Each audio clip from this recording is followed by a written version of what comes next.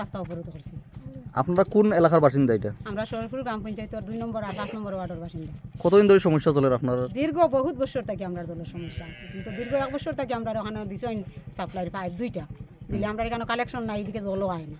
কত পরিবারে বসবাস আছে আপনার এখানে? আমরা এখানে 11 পরিবার আমরা জল পাইছি না এখন পর্যন্ত। এমনি দুইটা ওয়ার্ডে মিলিয়ে কত পরিবার আছে অনুমানিক? অনুমানিক 100 পরিবার আছে।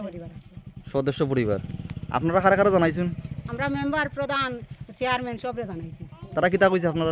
তারা তো সান্ত্বনা দিছে আমরা তোমরা করে দাও, আমরা দিয়ার জল আমরা দিয়ার কইয়া আইব। বিগত 1 বছর থেকে আমরা পাইপ দিয়া তৈছেন, এখন পর্যন্ত কোনো জলের কালেকশন নাই, জলের কোনো সুবিধা নেই। আমরা আজকে হঠাৎ থেকে রাস্তা অবরোধ করছেন? আজকে আমরা 8টার থেকে এই যে রাস্তাটা কইতে হয়ে গেছে রাস্তাটা?